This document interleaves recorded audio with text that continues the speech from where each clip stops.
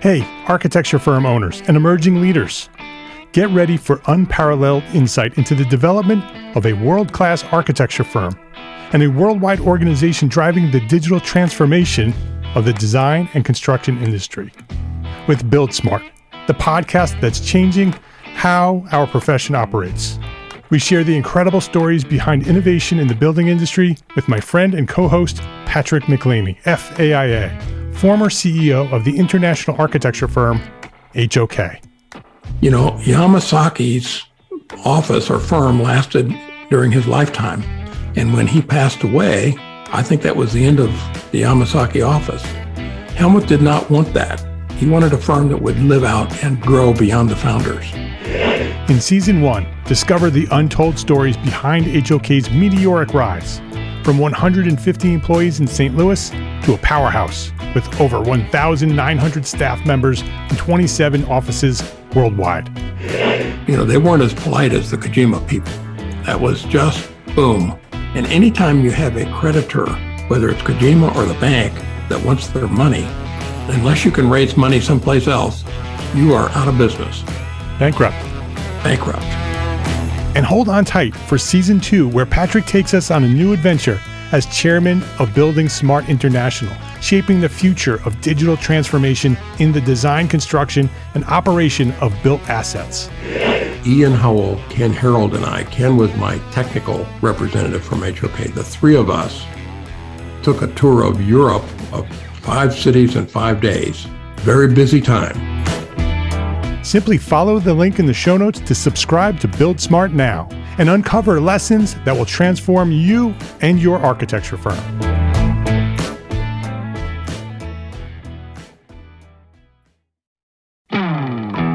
Hey, architecture firm owners and emerging leaders. Get ready for unparalleled insight into the development of a world-class architecture firm and a worldwide organization driving the digital transformation of the design and construction industry. With Build Smart, the podcast that's changing how our profession operates. We share the incredible stories behind innovation in the building industry with my friend and co-host, Patrick McLeamy, FAIA, former CEO of the international architecture firm, HOK. You know, Yamasaki's office or firm lasted during his lifetime. And when he passed away, I think that was the end of the Yamasaki office. Helmut did not want that. He wanted a firm that would live out and grow beyond the founders. In Season 1, discover the untold stories behind HOK's meteoric rise, from 150 employees in St. Louis to a powerhouse with over 1,900 staff members and 27 offices worldwide. You know, they weren't as polite as the Kojima people. That was just boom. And anytime you have a creditor, whether it's Kojima or the bank, that wants their money, unless you can raise money someplace else, you are out of business. Bankrupt. And hold on tight for Season 2, where Patrick takes us on a new adventure as chairman of Building Smart International, shaping the future of digital transformation in the design, construction, and operation of built assets. Ian Howell, Ken Harold, and I, Ken was my technical representative from HOK. The three of us took a tour of Europe of 5 cities in 5 days. Very busy time. Simply follow the link in the show notes to subscribe to Build Smart now and uncover lessons that will transform you and your architecture firm.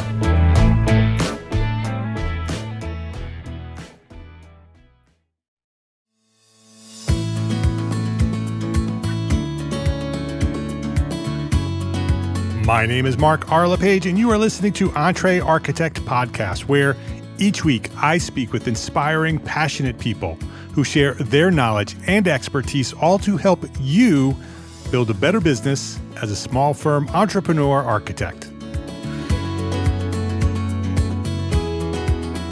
Steve Dell'Orto, welcome to Entre Architect Podcast. Thanks, Mark. Appreciate you having me today. Steve Dell'Orto is the founder and CEO of ConCntric, a pre-construction platform that is transforming the fractured pre-construction environment by unifying data, people, and processes. As a 26-year construction industry veteran who has lived and breathed the world of delivering pre-construction projects, Steve is uniquely positioned to bring digital transformation to the industry. Steve, I checked out ConCntric and see what you're doing there, and I'm super interested in learning how that got started, what you're doing, how you want to take that company and shift the way that buildings are being built. And so I want to dive into that. I want to understand the story of ConCntric. And if anybody's looking for it, it's ConCntric with no E. So if you're looking for it, it's concentric.com. You can go check out the website while we're having a conversation here. But Steve, I'd love to have that conversation, but I want to know more about you first. I want to understand where you came from, where you started, what your origin story is. When did you discover your passion for what you do today? And maybe who or what inspired you to get started on your path? Good question. Being involved in the construction industry, especially on the commercial side, literally, I think was just, call it serendipity. I had always, I'm going back to high school. I had an uncle who was extremely handy. My father was, I would say, moderately handy. If he's listening to this, he's probably gonna laugh. But Hi, Dad. building the old soapbox cars and stuff like cool. that. Just basic carpentry was something that I just immediately rushed to. But in high school, whether it was coaches, lacrosse coach that I worked for that had a millwork company that built fine cabinetry for law firms, whatnot in the Washington, D.C. market, gained more and more of an appreciation for, the craft, the coordination that went into things, being both in the shop, building it, as well as installing it. Yeah. I got exposed to a little bit of the process, from that perspective as a subcontractor, a grunt working for a subcontractor. And then there's the general contractor coordinating all of this stuff.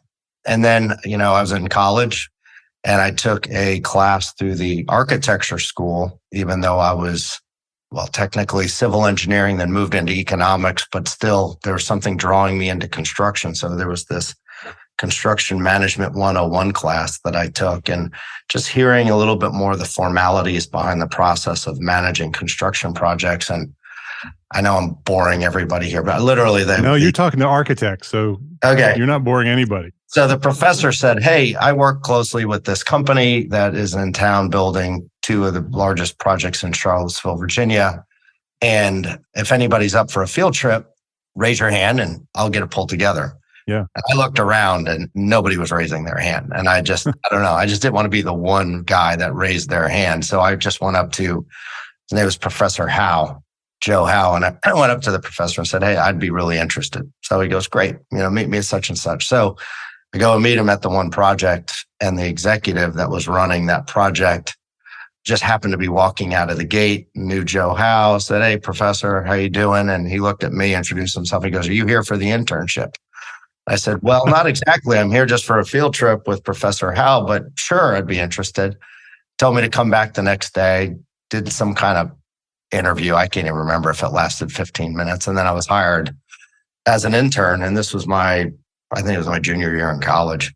So I wound up working and then moving into a full-time position with the company that I wound up working for 26 years. So it was a great story. The power of raising your hand. Yeah. Or not. It depends selectively when. Yeah. Yeah, that's how I got started and, learned a lot, built my very first project was the Darden School of Business at the University of Virginia. Wow. The entire expansion of that graduate business campus emulated a lot of the Jeffersonian classic architecture. And Robert Stern was the architect. So learned an incredible amount, just the architecture and all of the, classical, ionic, I'm not doing it any justice, but just learning the architectural, say, styles, categories, et cetera. Yeah. Spending time in R.M. Stern's office in New York City. It was just a fantastic experience for somebody who hadn't even graduated from college yet. Yeah, that's really amazing that you had that opportunity. And so mostly educational work or all types of commercial work? No, just out of coincidence, my first two projects happened to be one for the University of Virginia, the next one for the University of Maryland. But I think it was the project at University of Maryland that actually really helped me appreciate the power of just bringing people together Yeah. Because at that time, this is the early 90s, and our industry was still very much in that hard bid, design, bid, build, which yielded a lot of litigious projects, a lot of confrontation and contentiousness. It was just kind of the later days of that era.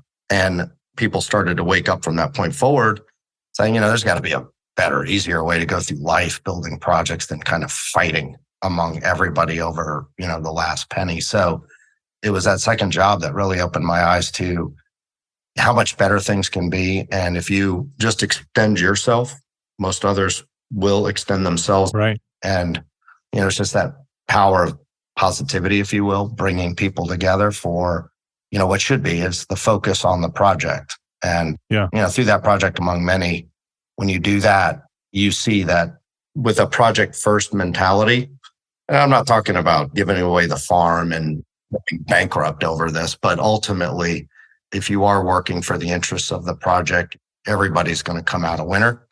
And just try to put that into practice as much as I possibly could throughout my career. So, how did you work your way through that company? If you started as an intern and then 26 years, you said you were there? Mm-hmm. What was the evolution of your responsibility there? And how did that evolution allow you to sort of pursue that idea of bringing people together, where you had more responsibility and more control over making that happen?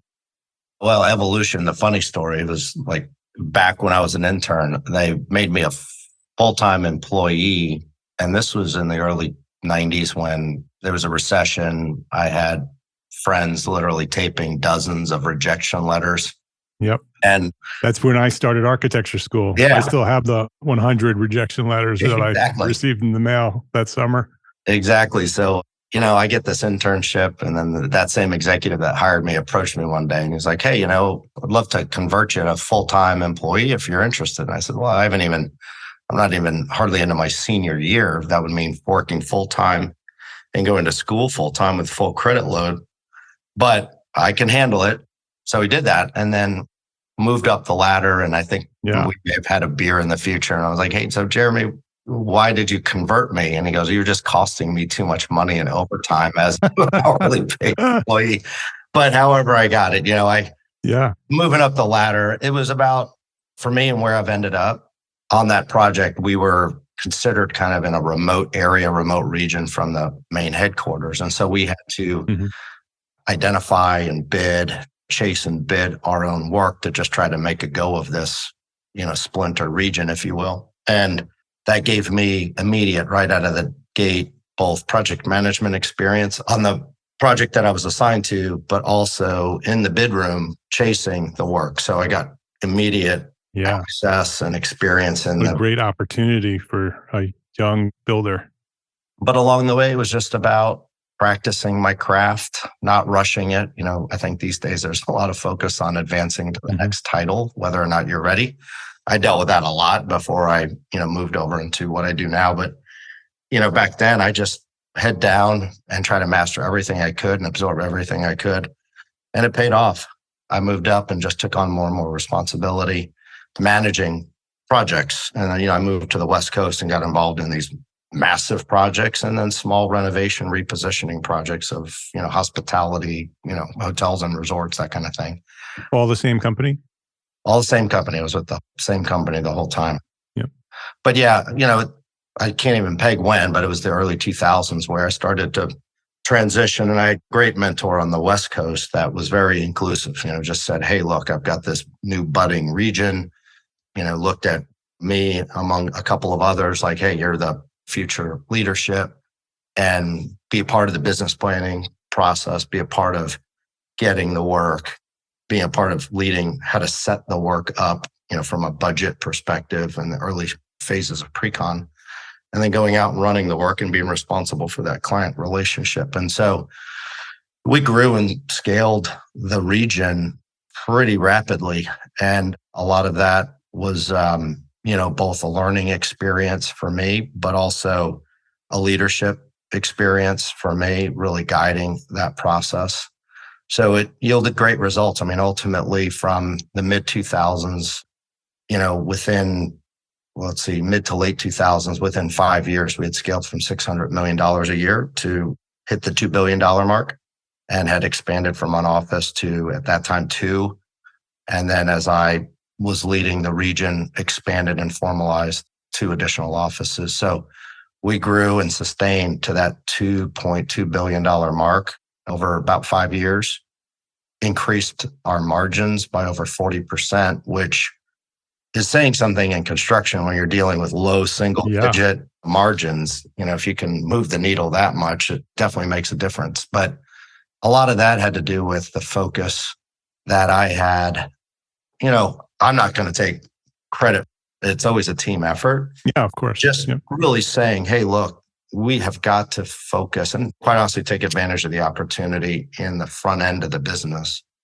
If we set the table better, we're eliminating the risks that, traditionally cause a lot of fee erosion. The owner relationship is going to be better. Their outcome, ROI on that asset is going to be better. And the design team is also going to be better. They're going to have a design at the end of the process that looks like what they envisioned and were so excited about at the beginning, without having it be so compromised and whittled down, through some of the negative reactionary processes that people fall, trapped to. So yeah, we really, really honed in on how to better set the table. And we were doing a lot of design build work. So this was done in partnership with our design partners, and it yielded great success. And the unfortunate thing in our industry is that it really is an individual level effort. It comes down to the person and their level of experience and creativeness and whatever. Very little of this is supported by a consistent process. And it certainly isn't supported by a tech-enabled consistent process. Right. And that's what we started to slam up against, to scale and have repeatable, scalable success. Just relying on people to do it is just not a recipe for good, positive growth. Things break down. People are overburdened and overworked as it is. And then you pile on additional studies or analytics or stuff that they have to do literally by hand. It's just untenable. But anyway, more on that later. Yeah. Well, it sounds like that when you moved to the West Coast, you started that type of work. Was there an evolution of project delivery, where it was design build originally, and then you started working more in design build? You mentioned that you did a lot of projects in design build. Was that in order to deliver better projects and more profit and better relationships with people? Or what was the reason to move to design build? Well, besides design build, there were also like the CM at risk. It was more about collaborative deliveries, and those can take different shapes. So there's different types of deliveries, but they were all more focused on collaborating among the team. Right, because the hard bid is just set up as a race to the bottom. Whoever's going to craft a way to commit to the least amount of scope based on how they read the drawings. And then, then you inevitably, whether on purpose or not, you're just dealing with change orders and claims. And it's a hard way to make a buck. Yeah. The whole idea of just moving into a more diversified portfolio, and the industry was moving in that direction. I like to think we're a little bit at the forefront of doing it, but today, I think they're forecasting like by the middle of this decade, which we're fast approaching, about 87% of all projects will be done with some form of collaborative delivery. So that just shows you how hard that pendulum has swung, and it's not showing any signs of swinging back. So people just want to work as a team. They want to, have shared success. Everybody wants to contribute, and it's just a function of how do you enable that and how do you unlock that ability for people to come together and do what they really want to do. But right now, there's just a lot of friction and barriers, and it's just challenging. Not to say people aren't doing it, it's just taking way more effort than it should. Yeah. And you talked about earlier that technology has a lot to do with the solution for those struggles, right? You just sort of keep hitting a wall because you don't have the tools that you need in order to do the things that you really see must be done in order to overcome those things, which I'm assuming is what the inspiration for ConCntric was. Can you share the story of how you went from that 26-year career to jumping, right? Jump.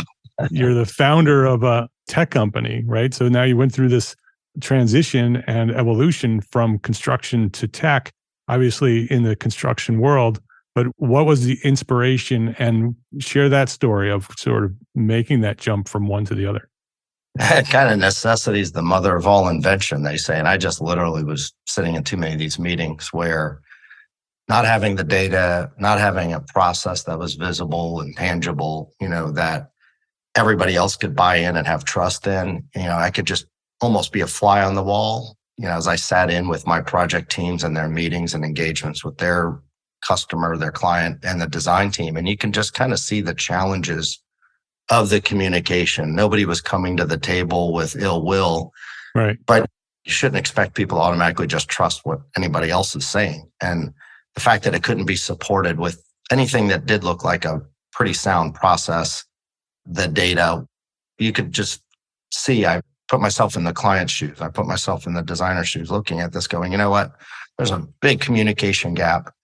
And putting myself in my team's shoes, expect them to do more. I mean, it was just too challenging for all the project meetings that they're constantly running to have the time to compile all of this data. And this is just very manual. It's all in a pretty analog state. So, you just have this unfortunate situation, stakeholders around the table doing the very best they can, but incredibly wasteful. And I just said, there is a smarter way. I know what it is. And my choice was, whatever time I have left in my career, 15, 20 years, am I going to keep running on this broken treadmill? And I just said, no, I can't. So I left. It was a leap, a jump. I never looked back because I had a couple of good people in my network where, from the startup and technology side, not having to do with my industry, I just said, Steve, look, building a technology company is not any different than the company you've been building. You don't know how to do the structural engineering for the Salesforce Tower or the Golden State Warriors Arena or any of the projects you've built, but you knew how to build a team and you knew how to set the vision and you kind of worked the whole plan to its end result. And you can do that in software just like you can do with a building. And they were right. I mean, once I jumped in and got a feel for it, it's not easy. And I don't think anybody can just do it, but at the same time, it's doable. And it was a far easier, say, translation or transition that I had to make from that business to this business. But, the great thing, and I think it is a strength of our company, is just that deep domain expertise, which makes all the difference in the world with technology. Is, anybody can build software to solve somebody's problems. It takes a lot of time to learn about the other person's problems and the business case and even the business that you're in. If you're from outside of that given industry, I don't know how people do it, but from within, living and breathing these workflows and processes, and not just from my contractor perspective, but from the designer perspective and the owner perspective, which I spent a decent enough time with them to have an appreciation for. Building something that balances all three of their needs and the perspectives with that project first focus. It's been very rewarding. It's really interesting to be able to take all of these ideas and through our team, bring them to life, see them work. Not everything you dream up in your head actually work, but to actually see it work. And then the validation from the market saying, there are a couple options out there. They do one thing, whatever, but when they see what we're doing, not only what we have today and how fast we've built it, but to appreciate the roadmap and the vision going forward and to see how excited they are, there's no more rewarding feeling. It's pretty fantastic. Let's take a quick break to say thank you to our sponsors for their support of this episode. Accurate data is crucial, especially in today's business environment. Outdated and inaccurate data leads to turnarounds, delays, and rising costs. With supply chain and staffing issues, these costs and delays can multiply. That's why a resource like arcat.com is so important. Arcat works with manufacturers to keep their data up to date and accurate, and offers it to you easily accessible and free. Use Arcat's powerful search engine to find what you need fast and download it right there on their site, without needing to pay for anything. It's free. You don't even have to register. So go try arcat.com today. That's ARCAT.com.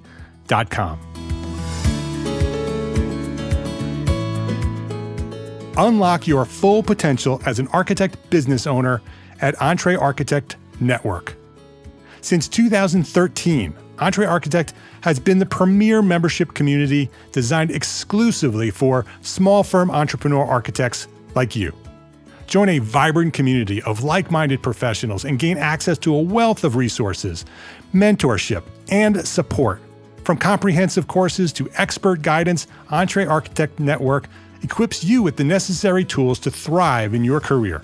Master business strategies, enhance your marketing techniques, and excel in project management, all while fulfilling your continuing education requirements along the way. Break free from the isolation and connect with a supportive network that understands the unique challenges that you face as an architect business owner.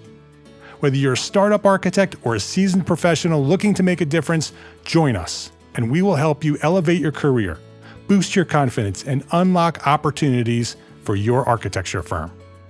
When our community of entrepreneur architects is linked and leveraged as one, there's no limit to the impact that we can have on the world. Visit entrearchitect.com today and become part of our thriving network. Unleash the full potential of your architecture business. Join Entre Architect Network today, the premier global business organization for small firm architects. Learn more at entrearchitect.com.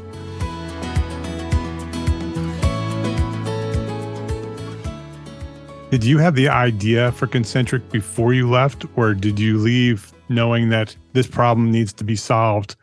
I'm gotten to a point in my career in construction that I'm going to take what I've learned. I'm going to go build this idea that I have. I don't know what it is. Where did the idea for ConCntric come from, or where in the timeline did the idea for ConCntric come from? Nah, there was the need and the frustration. That was the motivation. Just want to solve the problem. Solution had not crystallized. I left. Yeah. And then we had COVID around the time that I left too. So, with all the shutdowns and all of the disruption to our entire lives, I had time to research and prototype and talk to people and validate. So, took full advantage of that time frame. So that way, when we kind of emerged from the pandemic, at least what we were dealing with at the time, and business came back. I had a lot of knocks on the door. Hey, I know you were talking about ConCntric. Yeah.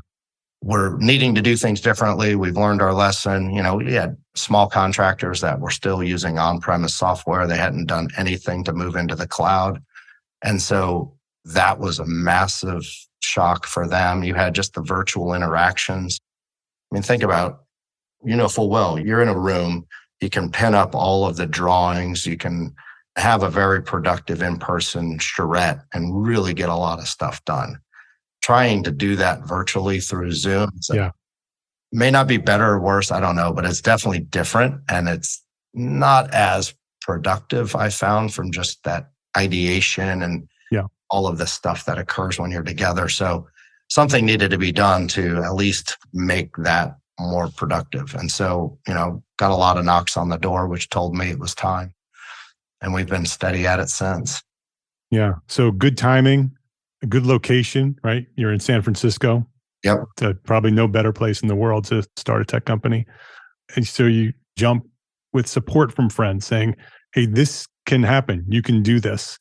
Let's go do this. I love that part of the story. Yeah. That you just jumped and said, okay, we're going to just go do this, figured it out. So tell me, what does ConCntric do? Like from an architect's point of view, somebody on the design team, what does it do and how does it help the construction process?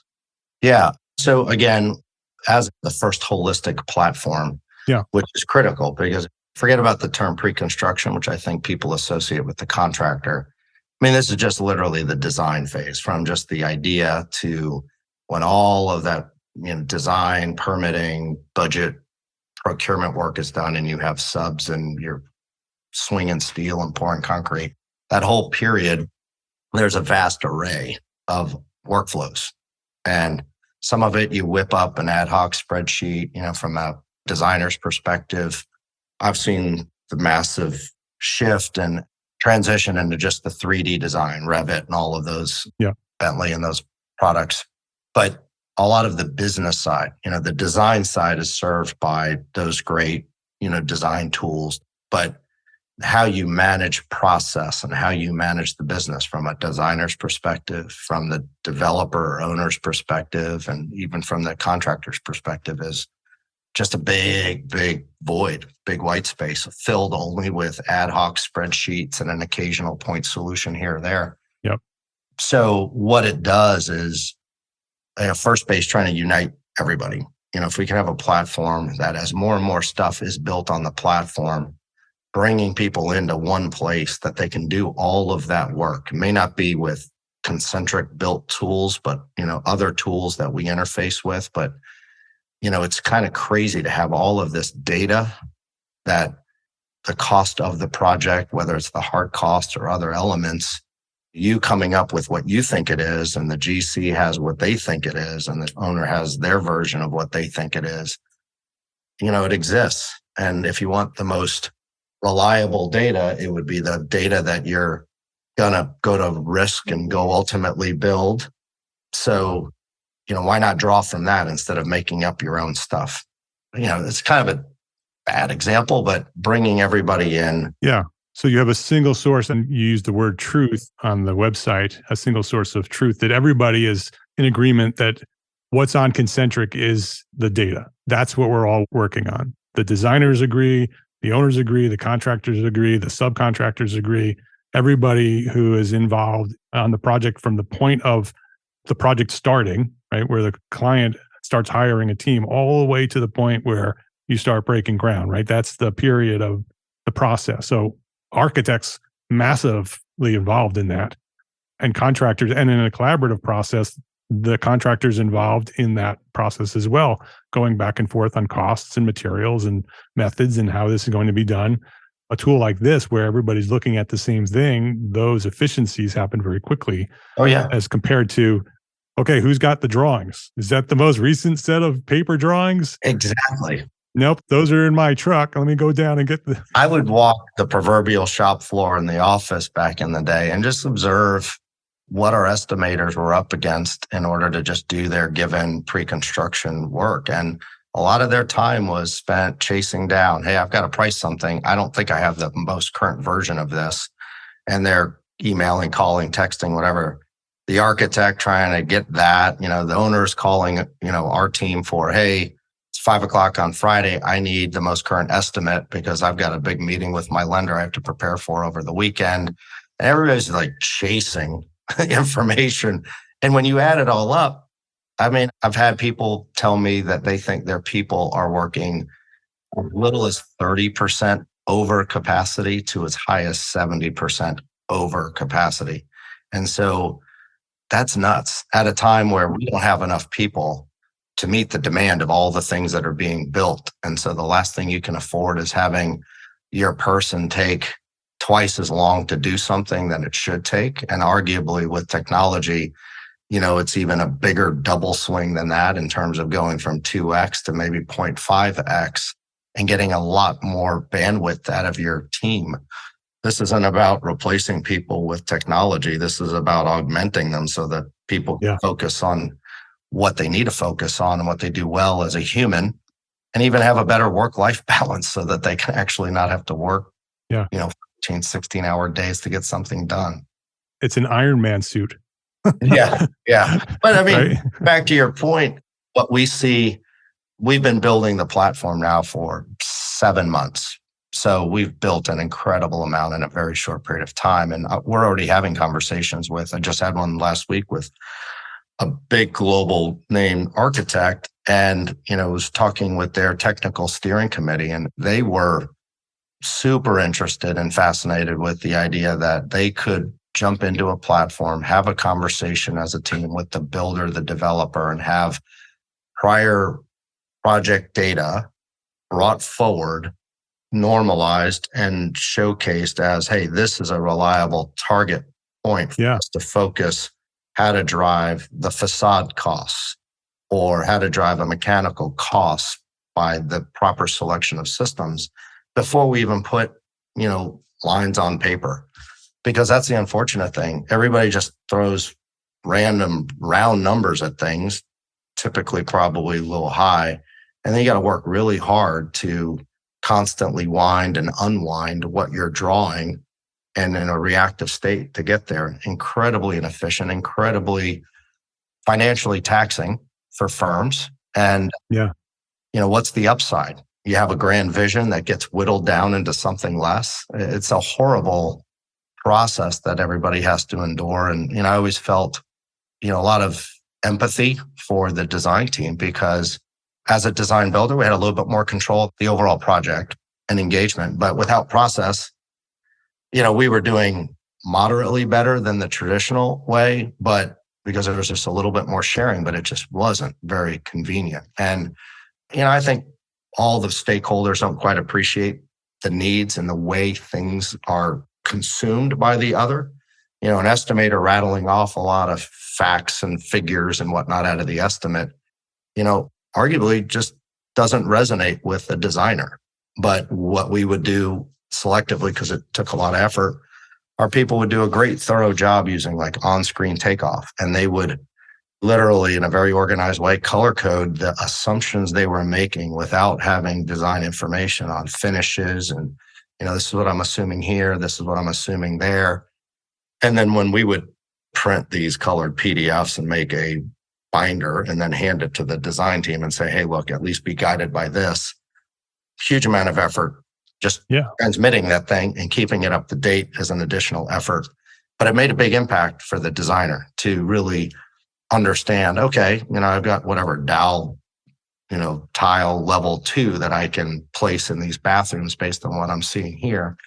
And so they were able to more effectively truly design to a given dollar figure. But most people, if you're getting it at all, they're just shoving the estimate to you, which is not organized in a way that I think design teams can do anything with. And so you just got these fundamental miscommunications or lack of understanding. But I think a platform with what we're developing and what I was talking to the steering committee about was, how do we take and enable a lot of the sharing of that information while protecting everybody's sensitive pieces of that information, but 80-90% of the project information, isn't sensitive or proprietary within the team.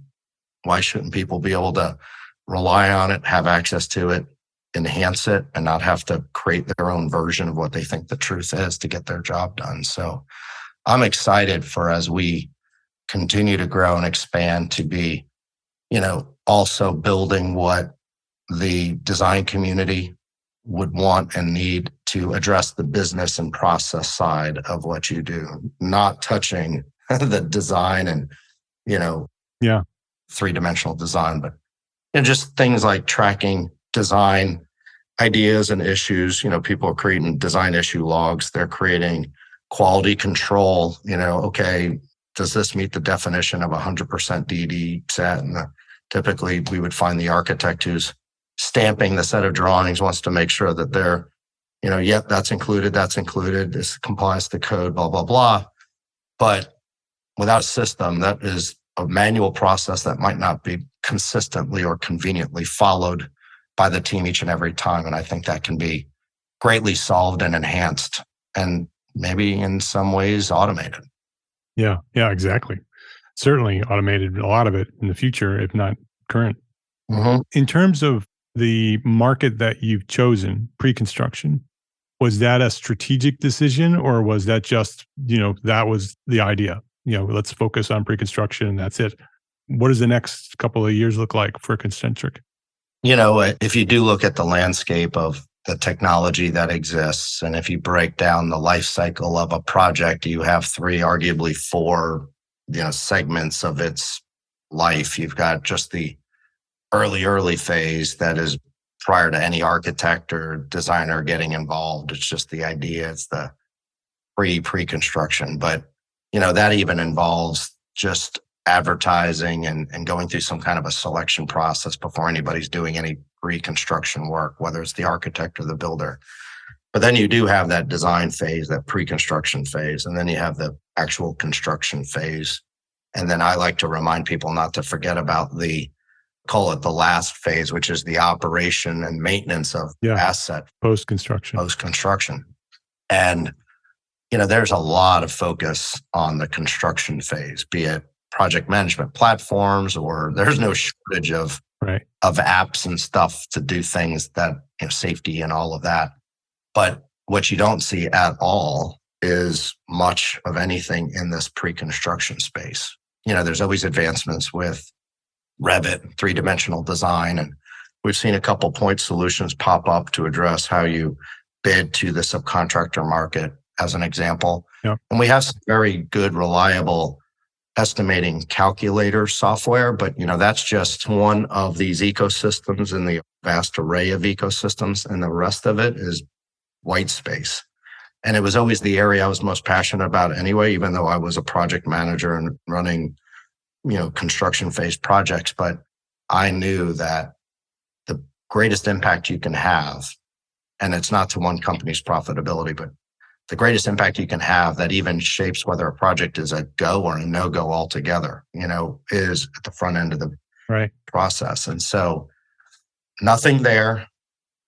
It's a passion. It's just the logical place that ConCntric is hyper-focused in just building that out, because it's so underserved. There's so much that does need to be addressed that, we'll have a full plate for a while. But we also see incredible, that's a little bit of the spirit of the name ConCntric, in that what we do as a platform with just benefiting the project. Just think about the concentric rings on a 360-degree basis. The benefit or the power is shared and amplified by, even secondary or tertiary stakeholders. But, ultimately, with more data, with more structured process, yields higher degree of confidence, higher degree of accuracy in, taking a given risk for that amount of money, whatever the case may be. I have full conviction that we will drastically reduce the perceived cost of a project by the elimination of just all those belt, suspenders and tight-fitting pants of contingencies on top of contingencies, to where, the cost of these projects are, I don't want to say artificially inflated, but, it's fear money. It's the fear exactly creeps into the pro forma. And if we can get rid of a lot of that, there will always be needs for contingencies. But if it can be drastically reduced without anybody taking additional risk, think about how many housing projects, how many educational facilities, how many healthcare facilities could be built that today in the status quo are deemed, non-viable, because it's just beyond the tipping point on the pro forma. It's as simple as that, It's the tipping point on the pro forma. And if we can get everything below that tipping point, we can build out a heck of a lot more. So, yeah, I love living in the time that we're living. I've started architecture before computers were really a primary tool for architecture. My first job was on a drafting board. I was the first one in my studio to start using CAD. And then we watched BIM happen. And now we're seeing new technology solutions shifting the way our built environment is constructed. And it's just going to get more efficient and more effective and just make the world better. Yeah. It's exciting to have lived through that process of where we are today and to see where we're going in the future. It's such an exciting time.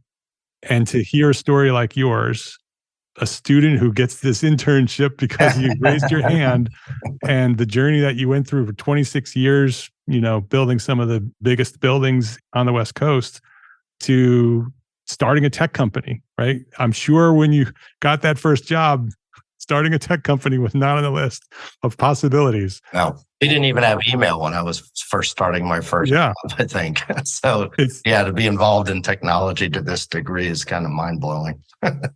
It's such a great story, motivational, inspirational.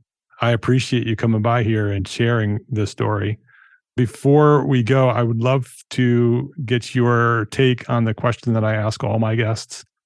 You've essentially built one company, the construction company, when you launched the West Coast division of it. So you've built it from scratch to a multi-billion-dollar company. Now you're starting a new company. What would you say to the listeners who are primarily small firms? What can they do today, right now, to build a better business for tomorrow? That is a good question. I think I would fall back on what is always my tried and true magic equation, which is, talent plus technology is going to help you achieve success. So on that, two things there. One, always be bullish on talent. If you find somebody, even though it might not be the best timing budget wise, or you may not even have something immediately for them to go to work on. If you see somebody that has the kind of the hunger and the fire in the belly and the talent and motivation, you scoop them up, because I think they're going to open doors and create opportunities. And, if you can string a few of those folks together and create a team, it's going to take you way past anything you think you can do on your own. But secondly, I think to your point that you made a minute ago, these are exciting times. And I think, the workforce that is coming on, either this younger generation or the current generation that's really taking the reins of a lot of these organizations, are coming from more of that tech generation. And so there's an expectation that, you're not going to do it the old fashioned way. And you may not even do it the same way for too long, because it's expected to be changed, disrupted, whatever. But I think don't shy away from it. Don't say, well, that's the flavor of the month, or we've got to do it this way because it's the proven way. I think having a more open mind and embracing new ways of doing things. And I think your talented team will have a strong voice and opinion on. So people of like our generation need to kind of get out of their way, right? Yeah. And just let them, give them the vision, give them the leadership, be there to support. But in many cases, just set them up for success and get out of their way, and just be almost like guardrails on the highway, just making sure they don't make an extreme left and drive off a cliff. But if they can kind of stay on the straight and narrow, even if they bounce around a little bit, you're still moving pretty fast and going far. Great advice. Talent plus technology equals success. I love it. That's a great answer. His name is Steve Dell'Orto. The company is ConCntric. Just leave off the E in centric. So it's ConCntric.com is the company. It's ConCntric.com is the website. Go check them out. Super interesting things they're doing over there at ConCntric. Steve, I appreciate you for doing what you're doing, for being on the job and building some of these buildings that the world lives and plays and works in, and then taking a leap, jumping, having an idea, seeing an opportunity to make the world better through technology. I appreciate you for doing that. And I appreciate you for coming by here and sharing your knowledge at EntreArchitect Podcast.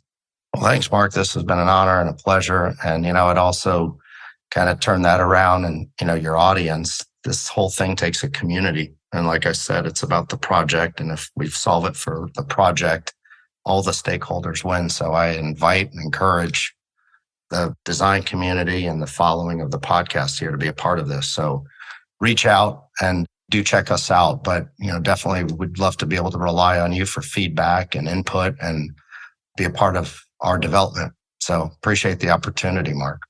Yeah, you're welcome. Is there a specific place you'd like them to go to connect with you? Or should they just go to the website? Is there a good way to connect with you directly, email, or is there a contact form? Oh, yeah. If they want to reach out to me directly, it's steve@concentric.com. But if they want to just check out the website and even book a demo, they can do that through our website too. Whatever's easiest. But we'll talk to you. We'll have links to all of that stuff and your email on the show notes. Awesome. Thanks for coming by. Appreciate you. Thanks, Mark. If you liked this episode of EntreArchitect Podcast, please share a 5-star rating, write a quick review, and share a link to this episode with a friend, because that is how EntreArchitect has grown to serve thousands more architects just like you. By sharing a rating, write a review, share a link to this episode with a friend. I appreciate you for that. Thank you to all our sponsors for this episode, ARCAT and EntreArchitect Network. Links to sponsors and all the resources we discussed today are available at the show notes for this episode and every episode, found at entrearchitect.com/podcast. EntreArchitect is a member of the Gable Media Podcast Network, the next evolution of interactive media and resources for the AEC community and beyond. You can now earn continuing education credits for listening to this podcast. Select episodes of EntreArchitect podcast are approved for AIA continuing education credit. Learn more about our new Gable Members program at gablemedia.com/members. That's GABL media.com/members. Thank you for listening to this episode of EntreArchitect Podcast. My name is Mark R. LePage. Love, learn, and go share what you know.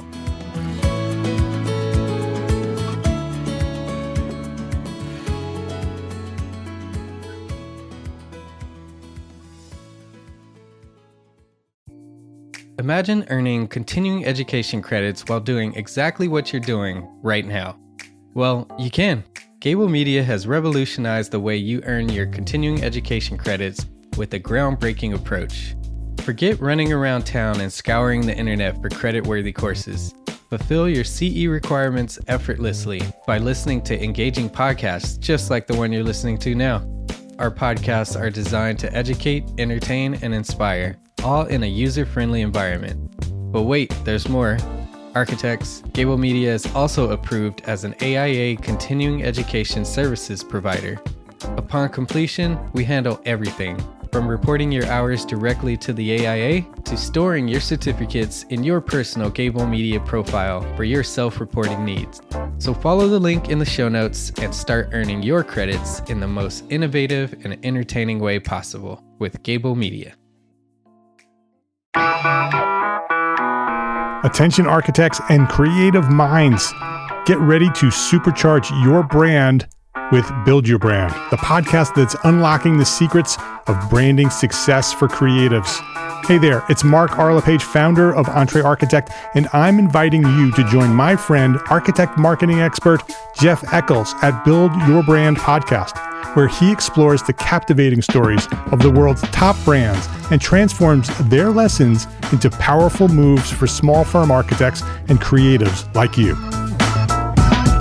In Season 1, Jeff shares the thrilling tale of Southwest Airlines, where he dissects their journey to the summit and distills it into strategies tailor-made for you.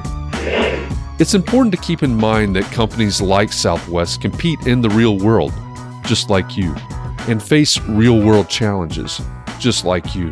You might be surprised at how similar those challenges are to the struggles that you grapple with on a day-to-day basis. Don't miss out on your blueprint for success. Subscribe, tune in, and let's build your brand together. You may have noticed that the very best brands in the world are also known for having somewhat unique corporate cultures. That's often the glue that holds everything together when they encounter those rough spots. We don't do it because it inconveniences the passengers to whom we are primarily dedicated, the short haul, frequent flyer. Follow the link in the show notes to subscribe to Build Your Brand today. Remember, no matter the size, the journey's the same. Your brand's journey to the top starts here.